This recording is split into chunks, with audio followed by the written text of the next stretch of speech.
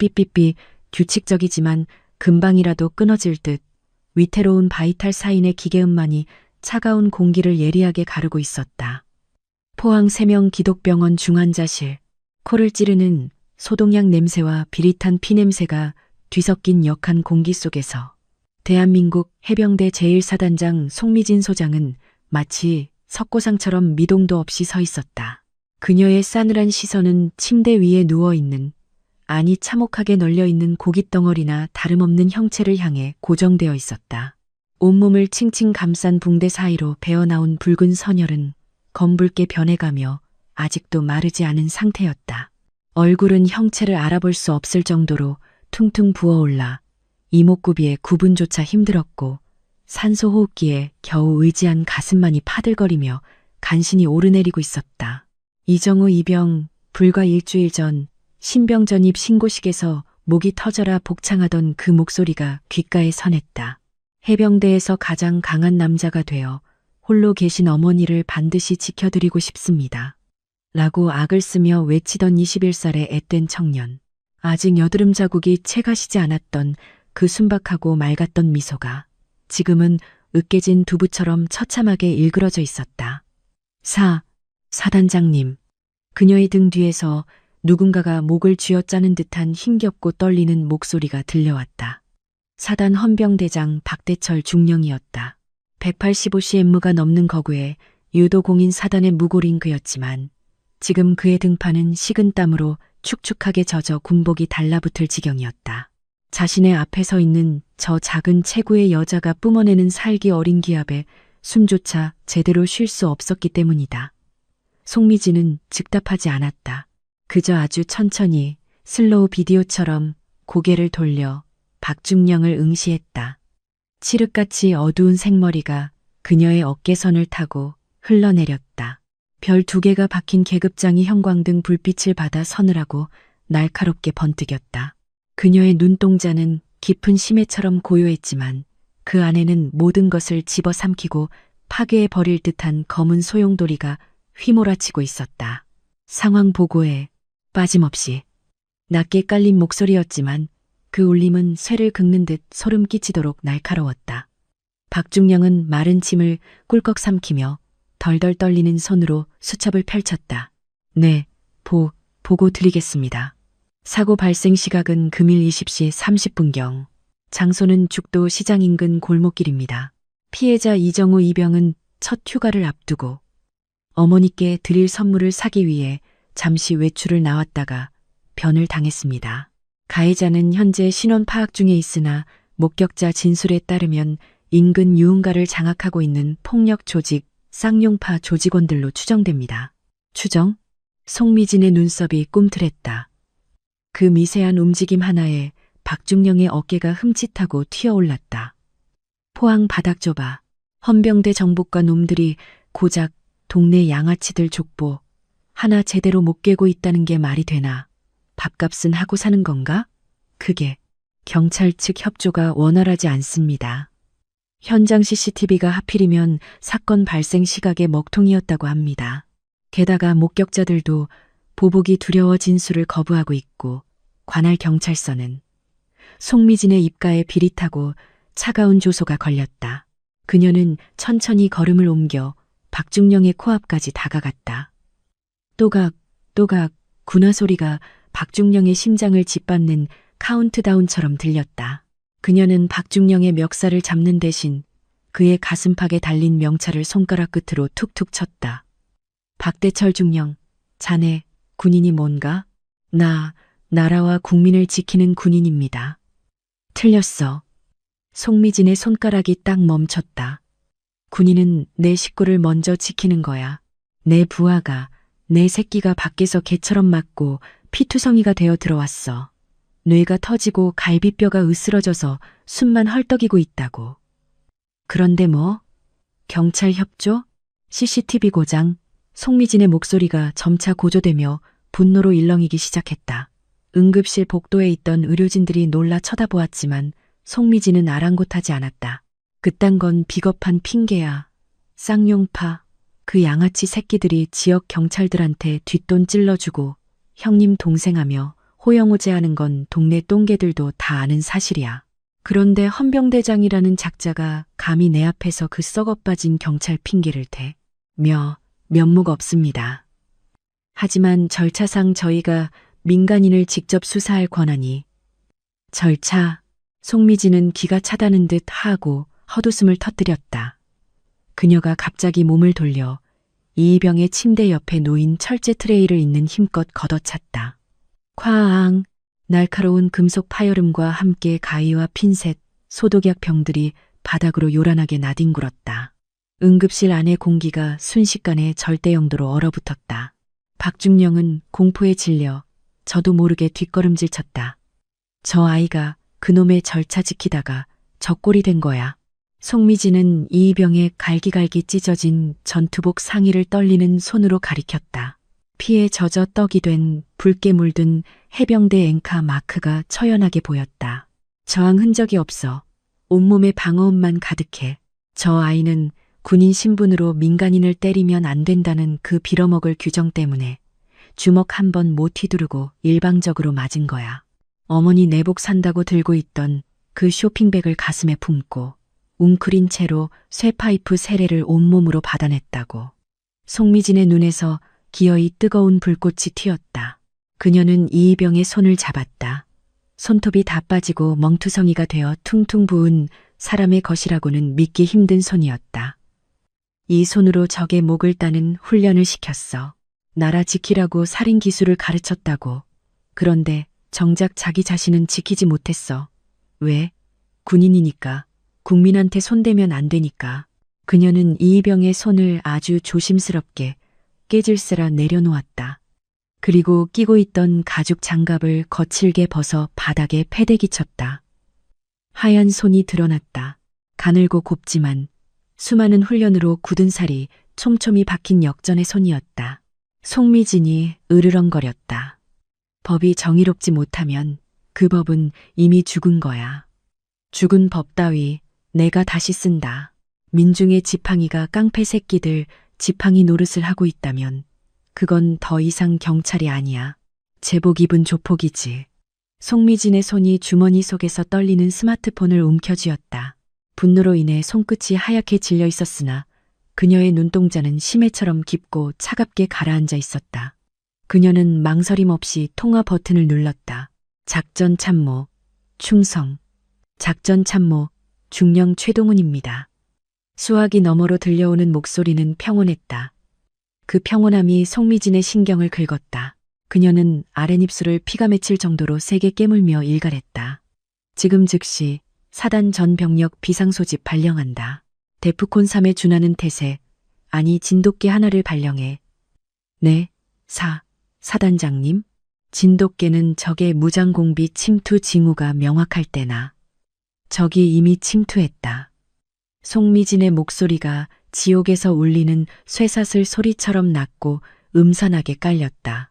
포항 시내 한복판에서 아군을 무차별 타격해 반죽음으로 만든 적대 세력이 식별됐다. 내 부하를 건드린 그 개새끼들을 나는 지금부터 섬멸하러 간다.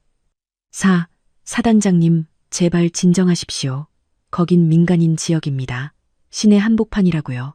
최동훈의 목소리가 당혹감으로 뒤집어졌다. 무슨 심정이신지는 알겠지만 이건 절차. 최동훈 중령. 송미진이 서늘하게 말을 끊었다. 자네 지금 전시 상황에서 내 명령 불복종하는 건가? 즉결 처분 당하고 싶나? 아닙니다. 하지만 이건 토달지 마. K1 전차대대 즉시 시동 걸고 K808 차륜형 장갑차에 병력 탑승시켜 수색대대 전원 완전 군장에 실탄 지급한다.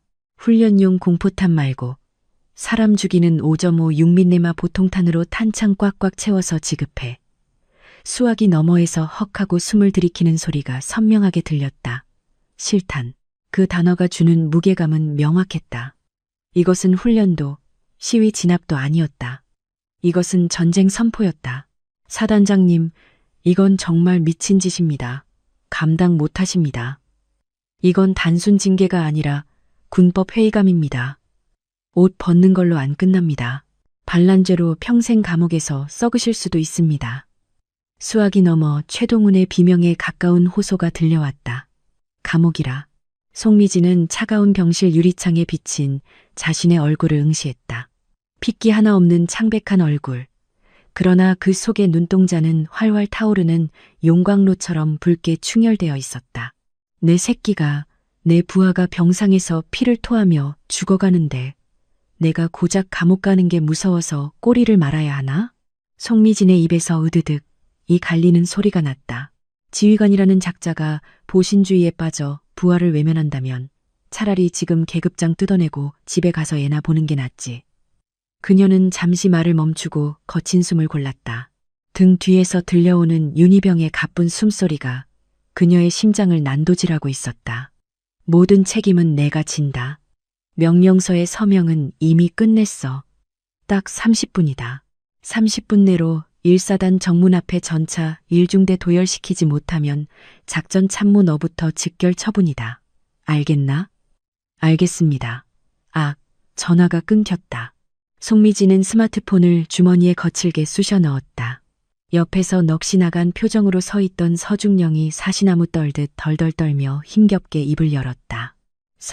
사단장님, 정말 밀고 나가실 생각입니까? 탱크를 끌고 민간인이 있는 시내로 말입니까?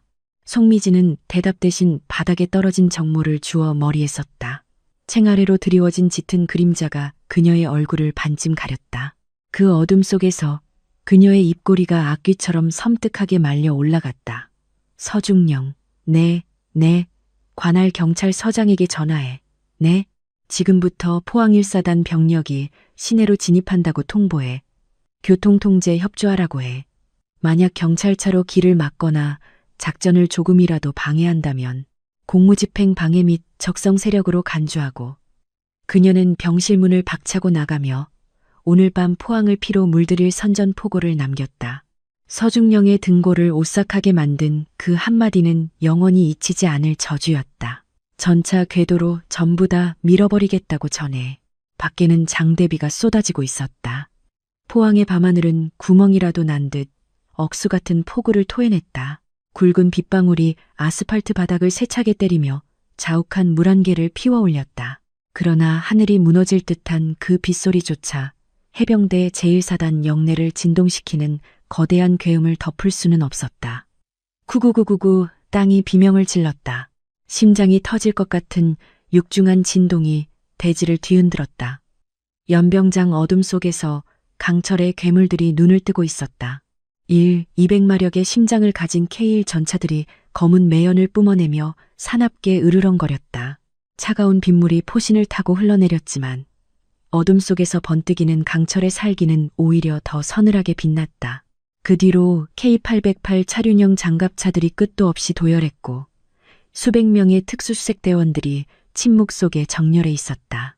그들의 얼굴은 검은 위장 크림으로 뒤덮여 있었고 눈동자에는 사람이 아닌 짐승의 살기가 번들거렸다. 윤희병이 당했다는 소식은 이미 부대 내에 불길처럼 퍼져 있었다. 감히 민간인 깡패 새끼들이 전우를, 그것도 해병의 가족을 건드렸다. 그것은 해병대의 영린을 찢어 밝힌 것이나 다름없었다. 연병장 단상 위에 송미진이 홀로 섰다. 의조차 걸치지 않은 그녀는 쏟아지는 폭우를 온몸으로 받아내고 있었다. 빗물에 젖은 전투복이 무겁게 몸을 눌렀지만 그녀는 거대한 바위처럼 미동조차 하지 않았다.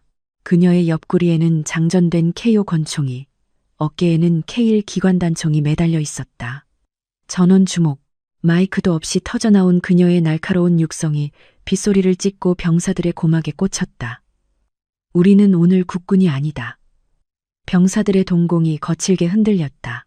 우리는 정의를 잃어버린 도시의 강림한 복수의 화신이다. 법, 규정, 교전 수칙, 그딴 건 개나 줘버려. 오늘 밤 내 명령은 단 하나다. 송미진은 비에 젖은 손을 들어 포항 시내의 화려한 불빛을 가리켰다. 건드려선 안 될 것을 건드린 그 오만 방자한 놈들에게 진짜 지옥이 어떤 곳인지 뼈저리게 가르쳐준다. 쌍용파 놈들의 사지를 갈기갈기 찢어서 윤희병의 병상 앞에 무릎 꿇리기 전까지는 단 한 놈도 살아서 부대로 복귀할 생각 마라. 알겠나? 악, 악, 악. 수백 명의 함성이 천둥 소리보다 더 크게 울려 퍼지며 밤하늘을 찢었다. 때마침 번개가 번쩍이며 그들의 얼굴을 비췄다. 그것은 질서정연한 군인의 얼굴이 아니었다. 피 냄새를 맡고 미쳐 날뛰는 굶주린 늑대떼의 형상이었다. 송미진이 팔을 휘두르며 포효했다. 전차대 시동 걸어. 목표는 놈들의 본거지 클럽 베놈이다. 전속력으로 기동한다. 앞길을 막는 새끼는 경찰이건 뭐건 전부 다 밀어버려. 출발, 부하앙. 엔진 소리가 폭발하듯 터져나왔다. 선두의 선, 흑표 전차가 굉음을 내며 위병소를 향해 미친 듯이 돌진했다. 위병소 근무자들이 기겁하며 황급히 차단봉을 올렸다. 육중한 궤도가 젖은 아스팔트를 지식이며 억눌려왔던 분노를 싣고 부대 밖으로 튀어나갔다. 55톤의 육중한 기계 괴수들이 굉음을 울리며 아스팔트를 지식였다. K2 흑표 전차의 궤도가 회전할 때마다 도심의 도로는 비명을 질렀고 민간인을 위해 켜진 신호등 따위는 무의미한 장식품으로 전락했다. 중앙선이 지워지고 인도 경계석이 가루가 되어 흩날렸다. 쏟아지는 폭우조차 전차 부대가 뿜어내는 열기와 살기를 식히지 못했다. 선두 전차 포탑에 우뚝 선 송미진 사단장은 빗물을 닦을 생각조차 하지 않았다. 그녀의 전신은 이미 비에 젖은 생쥐꼴이었으나 눈동자만큼은 용광로처럼 뜨겁게 타오르고 있었다. 그때 무전기에서 신경질적인 노이즈와 함께 고함이 터져나왔다. 여기는 포항 남부경찰서장입니다. 사단장님, 제정신입니까? 당장 병력 물리세요. 이건 명백한 군법 위반이고 내란죄에 해당합니다.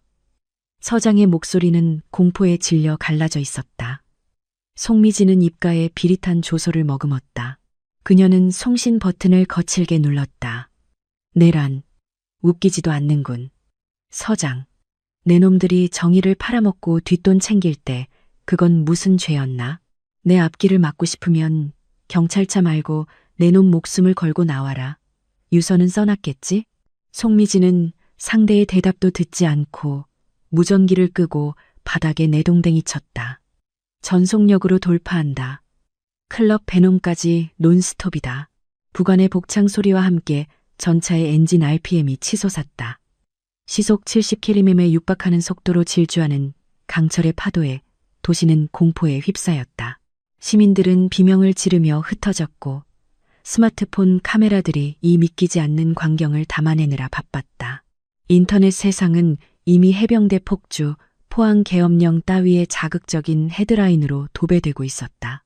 하지만 송미진의 시야에는 오직 하나, 병상에 누워 사경을 헤매는 윤희병의 퉁퉁 부은 얼굴만이 어른거렸다. 그녀는 입술을 깨물었다. 피맛이 났다. 기다려라, 내가 지옥을 보여주마. 마침내 전차 대열이 도시의 젖줄, 형산강 다리에 도달했다. 칠흑 같은 어둠 속 빗줄기는 더욱 거세져 시야를 가렸지만 다리 건너편에 번쩍이는 경광등 불빛은 가릴 수 없었다. 남부경찰서 최경정은 바리케이드 뒤에서 마른 침을 삼켰다. 그의 손에 들린 경광봉이 덜덜 떨리고 있었다. 과장님, 저거 진짜로 옵니다. 부하 직원의 비명 섞인 보고에 최경정이 쏘아붙였다. 나도 알아. 절대 길 터주지 마. 막아. 서장님이 옷 벗기 싫으면 무조건 막으라고 했어. 그러나 땅을 울리는 진동은 그들의 얄팍한 용기를 순식간에 박살냈다. 빗줄기 사이로 거대한 그림자가 튀어나왔다. 흑표 전차의 서치라이트가 경찰 병력을 비추자 그들은 마치 차에 치이기 직전에 고라니처럼 얼어붙었다. 쾅! 끼익!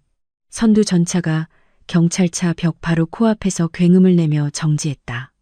포신 끝에서 떨어지는 빗물이 경찰차 보닛 위로 뚝뚝 떨어졌다. 압도적인 무력 앞에 최경정은 다리가 풀릴 지경이었지만 억지로 확성기를 잡고 앞으로 나갔다. 여기는 민간 통제 구역입니다. 송미진 소장님.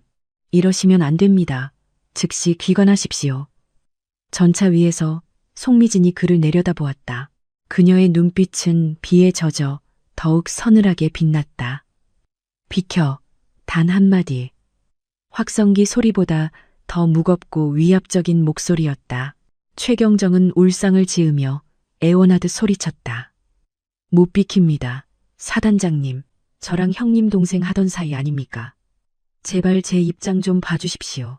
그 말에 송미진의 눈썹이 꿈틀거렸다. 그녀는 사나운 짐승처럼 으르렁거렸다. 형님 동생, 그래. 지난달 회식 때 네가 그랬지. 해병대는 포항의 자랑이라고. 우리 윤희병이 깡패 새끼들한테 린치당해 식물인간이 되게 생겼는데 그 자랑스러운 해병을 지켜준 게 누구냐? 너희 경찰이었나? 그건 증거가 부족해서 수사 보강 중이라고. 증거, CCTV가 고장났다는 핑계는 집어치워. 클럽 사장한테 받아먹은 돈다발이 증거겠지. 송미진의 호통이 천둥 소리와 섞여 다리 위를 울렸다. 주인이 집 밖에서 두들겨 맞고 피를 토하는데 집 지키는 개가 도둑놈이랑 술판을 벌여? 그게 경찰이야? 그게 공권력이야? 사단장님, 그래도 절차라는 게 있습니다. 절차는 끝났어. 송미진이 차갑게 선언하며 손을 들어 올렸다. 뒤따르던 트럭에서 무장한 해병들이 뛰어내리기 시작했다. 그들의 눈에도 송미진과 같은 분노가 서려 있었다. 지금부터는 심판이다. 길을 막는 자는 공범으로 간주하고 밀어버리겠다. 선택해라, 최경정. 송미진은 미세하게 떨리는 손을 주먹 쥐어 감췄다. 두려움이 아니었다. 그것은 통제할 수 없을 정도로 끓어오르는 분노였다. 그녀는 무전기를 향해 짧고 굵게 명령했다. 전방의 경찰차 식별 밀어버려. 사단장님, 경찰 병력입니다. 사람이 조종수의 목소리가 떨렸다. 송미진의 눈매가 매섭게 굳어졌다. 윤희병이 짐승만도 못한 취급을 당할 때 그 경찰은 어디 있었나? 지금 내 앞을 막는 건 아군이 아니다. 적의 부역자들일 뿐이야. 포신으로 치우든 궤도로 뭉개든 길을 터라. 이건 명령이다. 알겠습니다. 전속 전진. 부하앙. 500마력의 심장이 짐승의 포효처럼 터져나왔다. K2 흑표 전차가 육중한 차체를 틀어 최경정이 급조한 저지선을 향해 벼락처럼 돌진했다. 으악, 피해, 다 죽어. 최경정과 경찰들은 혼비백산하여 도로 옆 풀숲으로 몸을 날렸다. 콰지직 쾅. 55톤의 강철 괴물이 경찰차의 측면을 들이받는 순간 차체는 젖은 종이박스처럼 처참하게 구겨졌다. 유리창이 폭죽처럼 터져나가고 타이어가 비명을 질렀다. 하나, 둘, 셋. 바리케이드로 세워둔 순찰차들이 장난감처럼 찌그러져 도로 가장자리로 밀려났다. 그 파괴의 현장을 가르며 송미진은 눈 하나 깜짝하지 않고 전방을 주시했다. 그녀의 등 뒤로 칠흑 같은 어둠 속에서 수백 명의 해병대원들이 빗줄기를 뚫고 걸어 나왔다. 그들의 군화 소리는 단순한 행군 소리가 아니었다. 그것은 복수를 위한 장송곡이었다. 다음 목표는 영일대다. 놈들의 뼈와 살을 분리하러 간다. 같은 시각 포항 영일대 해수욕장 인근의 클럽 베놈.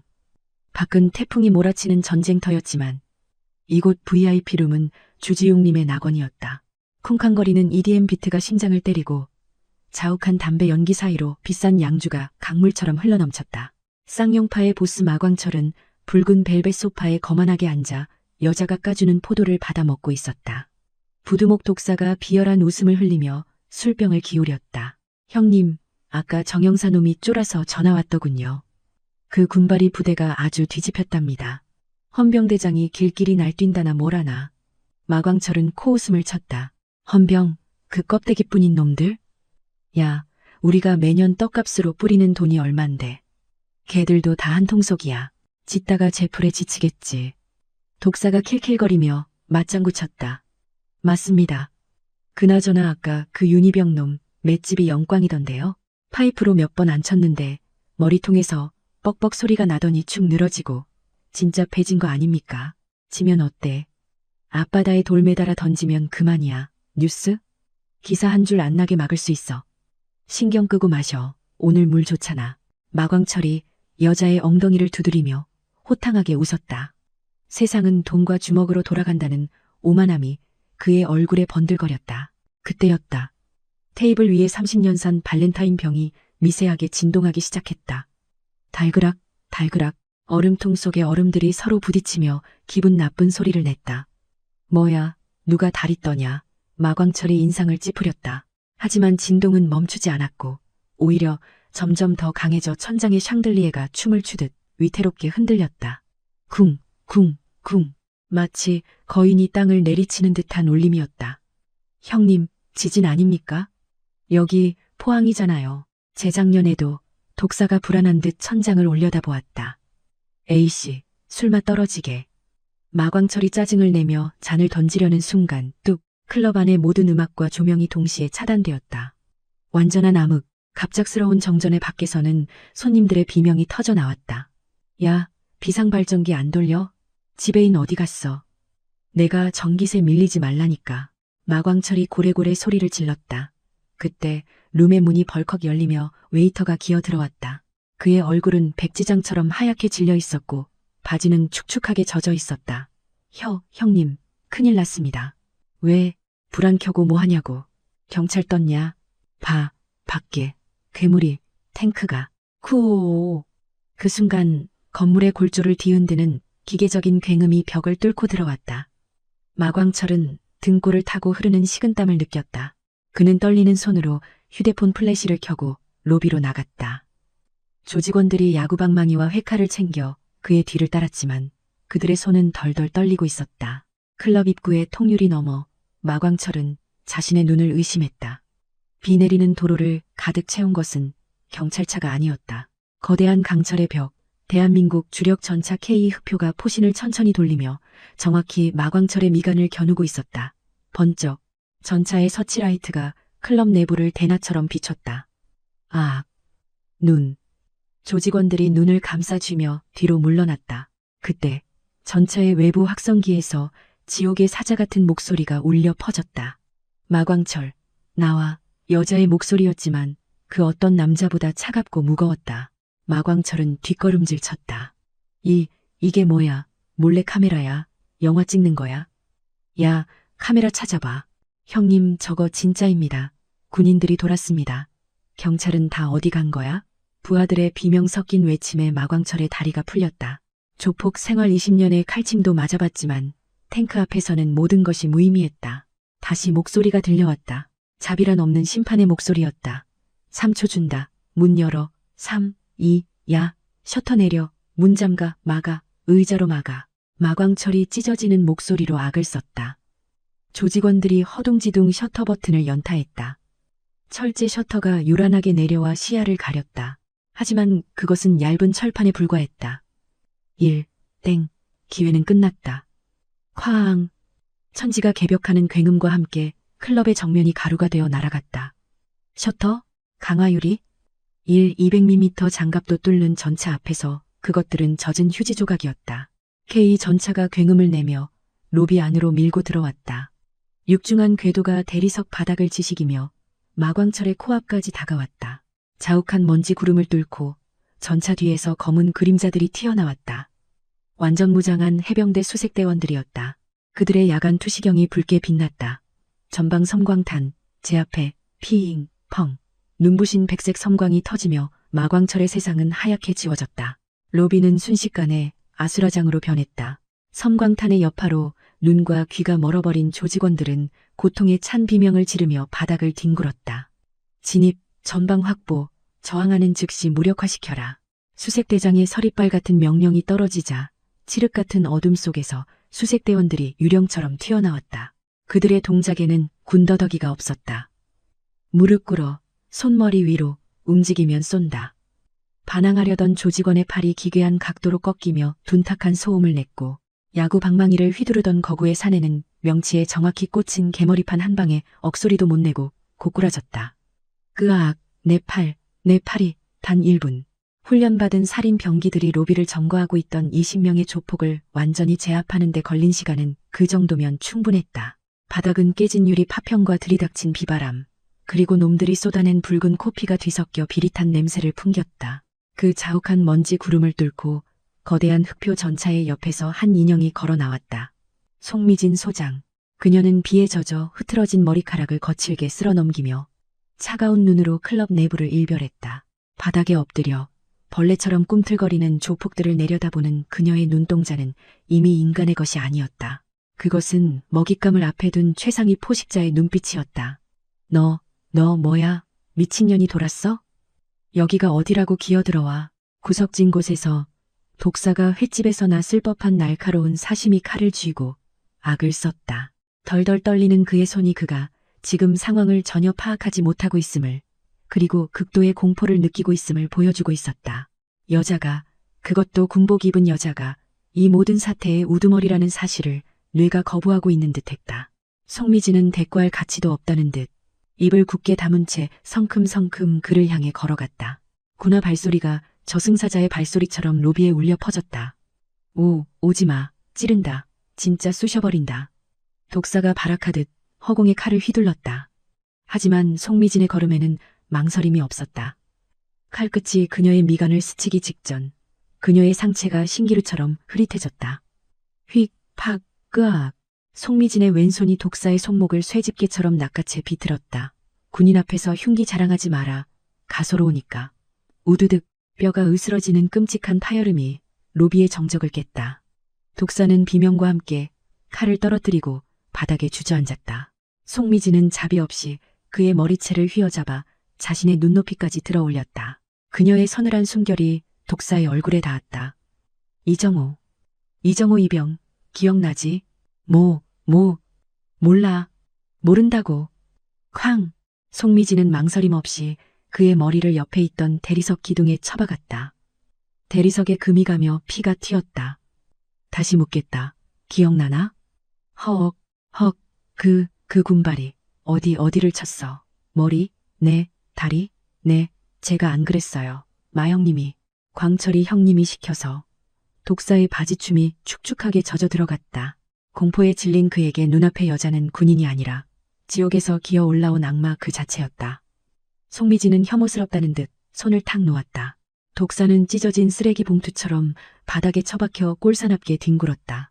마광철 그 새끼 어디 숨었어? 송미진의 서슬퍼런 일갈에 독사가 떨리는 손가락으로 룸을 가리켰다. VIP룸. 안에 그 시각 마광철은 사시나무 떨듯 떨리는 손으로 전화기를 부여잡고 있었다. 서장님, 제발 전화 좀 받으라고. 이 씨발, 평소엔 돈 달라고 그렇게 전화 지르더니. 하지만 수화기 너머에선 연결음만 공허하게 울릴 뿐이었다. 밖에서 들리는 비명소리가 점점 가까워지자 그는 전화기를 집어던지고 룸구석에 은밀하게 숨겨진 비상구로 달렸다. 이 뒷문만 나가면 전용 주차장으로 바로 연결된다. 차만 타면 살 수 있다. 비켜, 다 꺼지라고. 그가 거칠게 철문을 벌컥 열어젖혔다. 어디 가십니까, 형님? 밥 마실 가기엔 날씨가 좀 험한데? 문 밖 어둠 속에서 섬뜩한 목소리가 들려왔다. 완전 군장을 한 수색대원 셋이 K 소총의 총구를 마광철의 이마에 정확히 조준하고 있었다. 히익. 마광철은 비명도 지르지 못하고 뒷걸음질 쳐 다시 룸 안으로 기어들어왔다. 퇴로는 없었다. 그가 절망적인 표정으로 뒤를 돌아보았을 때 박살난 룸 입구에는 송미진이 지옥의 사자처럼 서 있었다. 그녀의 등 뒤로는 무장한 해병대원들이 병풍처럼 둘러싸고 있어 룸 안의 공기마저 압도하고 있었다. 마광철은 본능적으로 깨달았다. 저 여자가 우두머리다. 저 여자를 구워 삶아야 산다. 그는 억지로 입꼬리를 올리며 비굴하게 양손을 들었다. 아하, 뭔가 오해가 있으신가 본데. 저는 그저 선량하게 사업하는 사람이고 이번 일은. 송미진은 그의 변명 따위는 들리지 않는다는 듯 테이블 위에 놓인 고가의 양주병을 무심하게 집어들었다. 사람 패서 병신 만드는 게 내 놈들 사업인가? 아니, 그게 아니라 애들끼리 술 마시다 보면 시비가 좀 붙을 수도 있고 제가 치료비는 섭섭지 않게 챙겨드릴게. 합의금 1억, 아니 깔끔하게 2억 드리리다. 군인 월급 쥐꼬리만 한데 2억이면 평생 만져보지도 못할 돈 아닙니까? 마광철은 지갑을 꺼내 수표 다발을 흔들어댔다. 돈이면 법도 양심도 다 살 수 있다고 믿는 천박한 장사치의 본성이었다. 송미진은 천천히 걸어가 마광철의 코앞에 있는 테이블에 걸터 앉았다. 손안에서 묵직한 양주병을 굴리는 그녀의 눈빛이 싸늘하게 빛났다. 2억이라 큰돈이네. 그래 3억도 부르겠지. 사단장 용돈도 좀 챙겨주고 입 막으려고? 그녀의 목소리는 차분했지만 그 안에는 끓어오르는 용암 같은 분노가 일렁이고 있었다. 이정호 어머니는 시장 좌판에서 생선을 파셔. 한겨울 찬바람 맞으며 하루 종일 손이 트도록 생선 내장 따서 번 돈으로 아들 대학 보내셨어. 그 귀한 아들이 첫 월급 탔다고 엄마 내복 한 벌 사주겠다고 휴가 나왔다가 내 놈들한테 개처럼 맞아서 의식불명이 됐어. 송미진의 목소리가 격정적으로 떨리기 시작했다. 3억? 웃기지 마라. 내 놈 목숨값으로 300억을 가져와도 내 부하 손가락 하나랑은 절대 안 바꿔. 파창. 송미진이 들고 있던 양주병을 마광철의 머리 바로 옆 테이블에 내리꽂았다. 파편이 사방으로 튀며 마광철의 얼굴을 긁고 지나갔다. 으악, 살려줘. 마광철이 돼지 멱다는 소리를 지르며 바닥에 주저앉았다. 송미진은 날카롭게 깨진 병목을 쥐고 마광철의 턱 밑 경동맥에 들이댔다. 뾰족한 유리 조각이 살칸을 파고들자 붉은 피가 방울져 흘러내렸다. 살려달라고 빌어봐.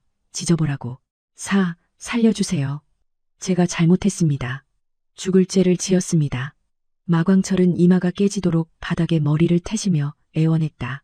눈물, 콧물, 그리고 피가 뒤섞여 그의 얼굴은 엉망진창이 되었다. 누구한테 비는 거지? 이정우 이병님한테, 그리고 사단장님한테. 틀렸어. 송미진은 깨진 병을 미련 없이 던져버리고 자리에서 벌떡 일어났다. 그리고 무자비한 군홧발로 마광철의 정강이를 있는 힘껏 걷어찼다. 우두득, 끄아악, 정강이 뼈가 부러지는 소리와 함께 마광철이 바닥을 뒹굴었다. 이정우 어머니한테 빌어야지. 그리고 이 땅의 모든 군인들한테 빌어야지.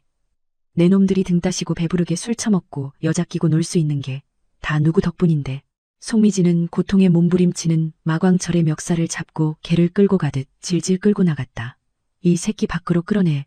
시민들이 보는 앞에서 개처럼 기게 만들어. 비가 그쳐가고 있었다. 매캐한 연기가 피어오르는 클럽 광장에는 어느새 수백 명의 시민들이 모여들어 웅성거리고 있었다. 도심 한복판에 전차가 돌진했다는 뉴스에 구경꾼들이 구름처럼 몰려든 것이다. 그들 앞에는 평생 잊지 못할 충격적인 광경이 펼쳐져 있었다. 평소 이 거리를 자신들의 왕국처럼 주름잡으며 상인들과 시민들을 괴롭히던 쌍용파 조직원 수십 명이 팬티 바람으로 줄지어 꿇어앉아 벌벌 떨고 있었던 것이다. 그들의 등 뒤에는 대한민국 해병대원들이 서슬퍼런 총검을 꽂은 채 분노한 표정으로 서 있었다. 정의가 살아있었다. 무너진 클럽의 잔해 속에서 송미진이 짐승을 끌어내듯 마광철의 머리채를 휘어잡고 걸어 나왔다. 비와 먼지로 엉망이 된 마광철은 비명조차 지르지 못한 채 축 늘어져 질질 끌려왔다.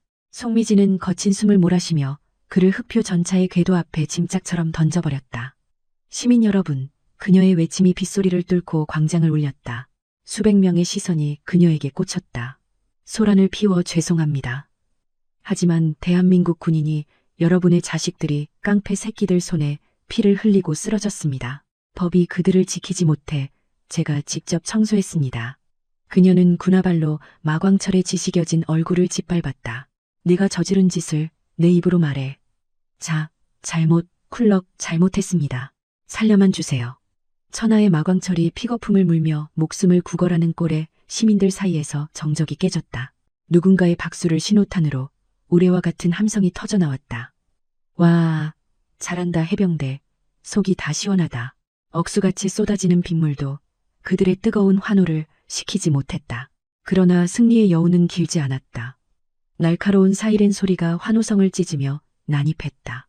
경찰차의 호위를 받으며 등장한 검은 세단 행렬, 차문이 열리자 우산을 받쳐든 수행원들 사이로 잔뜩 찌푸린 얼굴의 민병국 군단장과 유동석 국회의원이 모습을 드러냈다. 도대체 이게 무슨 미친 짓이야. 송미진 소장, 민병국 군단장의 고함이 천둥처럼 떨어졌다. 당장 전차 시동 꺼. 네가 지금 제정신이야? 민간 지역에서 전차 기동이라니 이건 명백한 군법 위반의 내란죄야. 서슬퍼런 별셋의 호통에도 송미진은 눈 하나 깜짝하지 않았다. 오히려 그녀의 입가에는 서늘한 비웃음이 걸렸다. 반란? 내란? 글쎄요. 오신 김에 이것부터 보시죠. 송미진이 턱짓하자 부관이 방수팩에 담긴 서류 뭉치와 USB를 흙탕물 튀기는 바닥에 보란듯이 쏟아냈다. 유동석 의원의 시선이 바닥에 떨어진 장부에 꽂히자마자 그의 동공이 지진이라도 난 듯 흔들렸다. 민병국 군단장 뇌물수수 내역, 유동석 의원 불법 정치 자금, 빗물에 젖어 더욱 선명해진 글씨들은 그들에게 사형 선고나 다름없었다. 이게 뭔가. 민병국이 말을 더듬었다. 송미진은 차갑게 쏘아붙였다. 쌍용파가 관리하던 뒷돈 장부 원본입니다. 사본은 이미 안전한 곳에 있죠.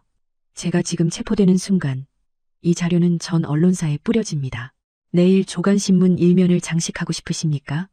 군단장과 국회의원, 조폭의 뒷배라는 제목으로 그녀의 협박은 단순한 엄포가 아니었다. 그녀의 뒤에는 거대한 전차와 살기등등한 200명의 해병대원, 그리고 모든 것을 지켜보는 수많은 시민의 눈이 있었다. 민병국과 유동석은 얼어붙었다. 쥐새끼처럼 몰린 것은 깡패들이 아니라 자신들이었다. 협상하자는 건가? 민병국이 치밀어 오르는 분노를 억누르며 물었다. 송미진은 고개를 저었다. 협상이 아니라 명령입니다. 선택권은 저에게 있으니까요. 그녀는 비에 젖은 머리카락을 쓸어 넘기며 단호하게 조건을 내걸었다. 첫째, 이정호 이병은 군병원이 아닌 국내 최고의 대학병원으로 이송해 VIP 병실에서 치료받게 하십시오. 비용은 전액 국방부 부담입니다. 둘째, 오늘 작전에 가담한 내 새끼들 단 한 명도 징계하지 마십시오. 건드리는 순간 저 장부는 바로 방송국으로 갑니다. 모든 책임은 사단장인 제가 집니다. 그것은 자신의 군생활, 아니 목숨을 건 거래였다. 부하를 살리기 위해 자신의 파멸을 자처하는 지휘관의 모습에 군단장은 할 말을 잃었다. 여기서 거절했다가는 자신들이 먼저 파멸할 것이 뻔했다. 알겠다. 약속하마. 헌병대, 송미진 소장을 연행하라. 민병국의 명령에 헌병대장이 쭈뼛거리며 다가왔다. 차가운 수갑이 송미진의 손목에 채워졌다. 죄송합니다, 사단장님. 헌병대장의 울먹이는 목소리에 송미진은 덤덤하게 대답했다. 고개 숙이지 마라. 너는 내 임무를 다하는 거다. 그녀가 헌병 차량으로 걸음을 옮기자 뒤에서 지켜보던 해병대원들이 참았던 울음을 터뜨리며 앞으로 뛰쳐나왔다. 사단장님, 안 됩니다. 가지 마십시오. 빗속에서 울려 퍼지는 부하들의 절규가 송미진의 등 뒤를 따랐지만 그녀는 뒤돌아보지 않았다. 영웅은 그렇게 스스로 죄인이 되어 어둠 속으로 걸어 들어갔다. 폐허가 된 클럽 앞 전차의 궤도 위와 빗물 섞인 아스팔트 바닥에 서 있던 해병들의 눈시울이 붉게 달아올랐다. 그들은 평생 비굴하게 보신만 꾀하는 지휘관들만 보아왔다. 부하의 억울함을 풀기 위해 자신의 모든 것을 걸고 전차를 몰고 나온 사단장 송미진은 그들에게 단순한 지휘관 그 이상의 존재, 살아있는 군인 정신 그 자체였다. 송미진이 빗속을 뚫고 마지막 명령을 내렸다. 동요하지 마라. 그녀의 목소리에는 흔들림 없는 강철 같은 의지가 담겨 있었다. 오늘 너희는 승리했다. 정의가 법전에 있지 않고 너희의 주먹과 의지에 있음을 증명했다. 고개를 들어라. 너희는 그 누구보다 자랑스러운 대한민국 해병이다. 부대로 복귀해서 이정호가 무사히 깨어나기만을 기도해라. 해산. 송미진은 미련 없이 헌병 차량에 올랐다.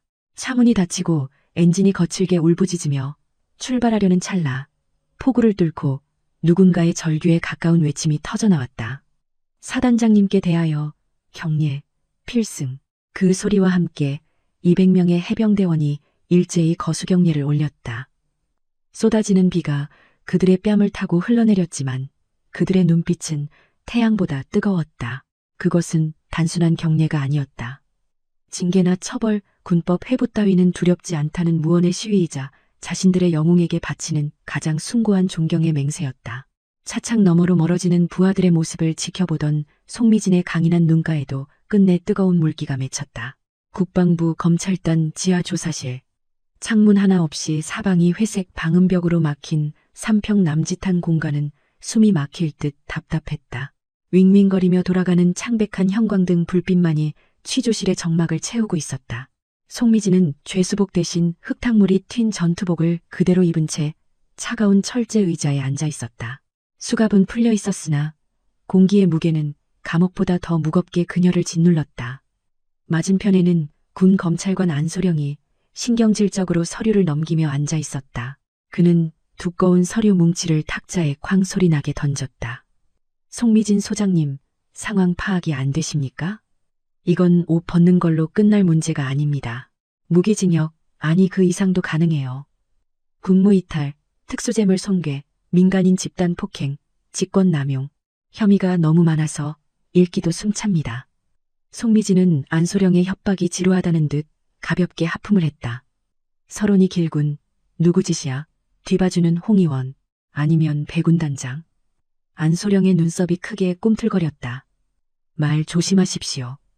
지금 당신은 피의자 신분입니다. 우리는 당신이 조직적인 반란을 꾀했다는 정황을 포착했습니다. 전차를 몰고 서울 도심으로 진격한 게 쿠데타 모의가 아니면 뭡니까? 쿠데타라. 송미진이 천천히 몸을 앞으로 숙이자 안소령이 흠칫하며 뒤로 물러났다. 그녀의 눈빛은 맹수처럼 형형하게 빛났다. 안소령, 내가 진짜 쿠데타를 마음먹었으면 겨우 룸살롱 하나 부수고 멈췄을 것 같나? 그 K 전차의 포신이 청와대나 국방부 장관실을 겨누지 않았을 거라는 보장이 있느냐는 말이다.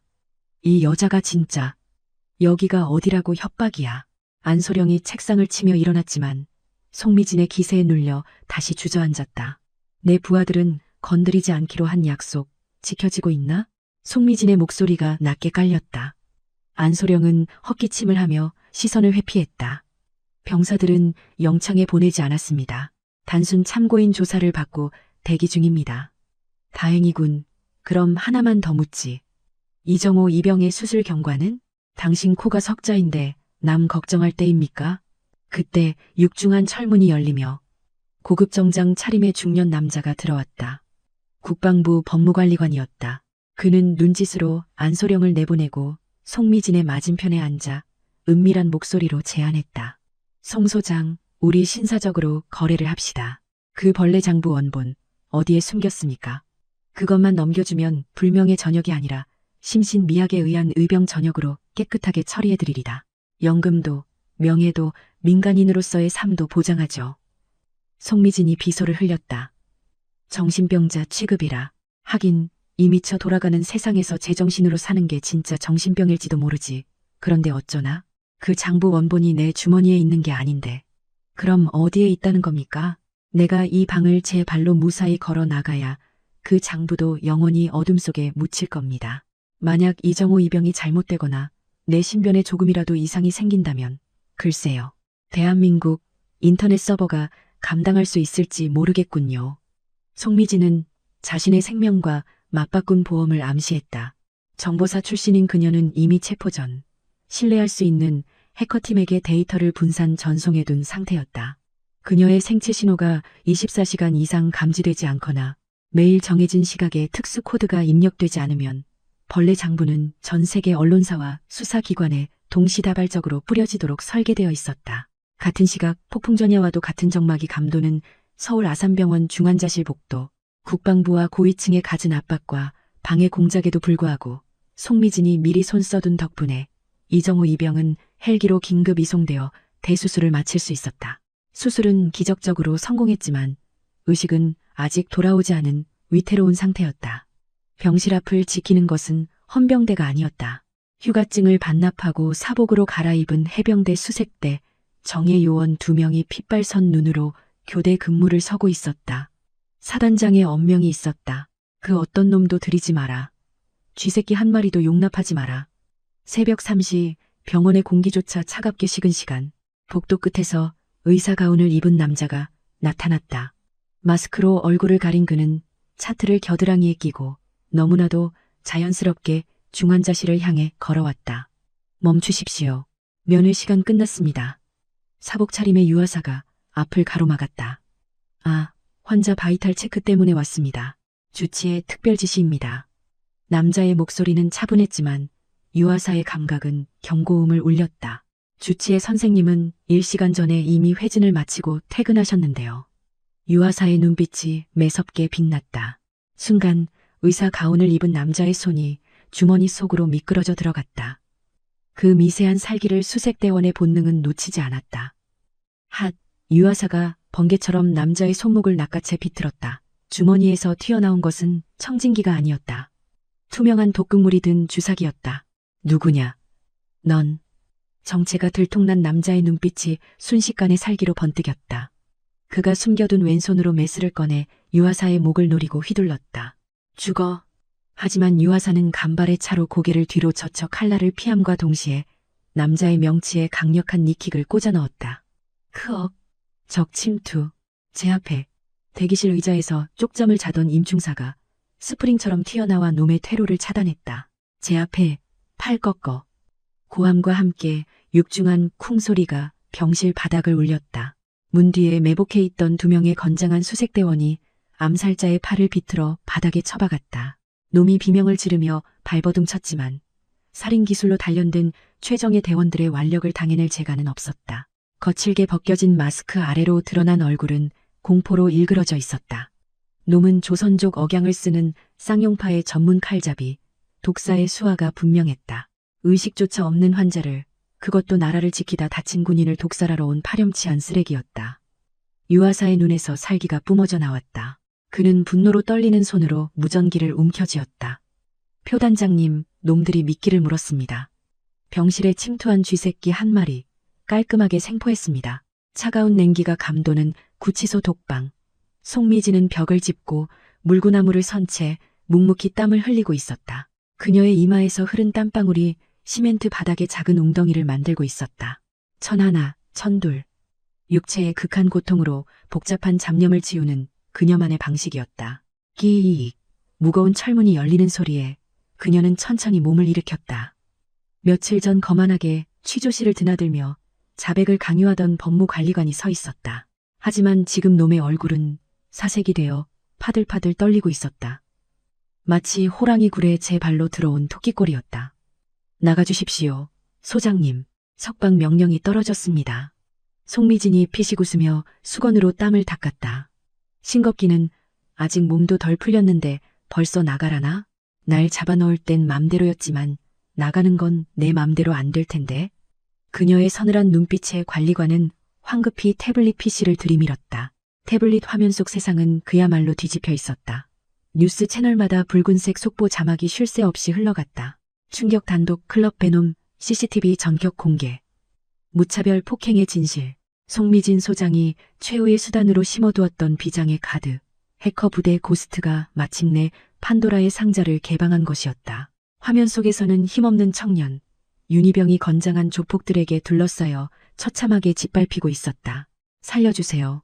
어머니 선물 사야 해요. 흐릿한 오디오 속에서 들리는 윤희병의 애원이 전 국민의 가슴을 후벼 팠다.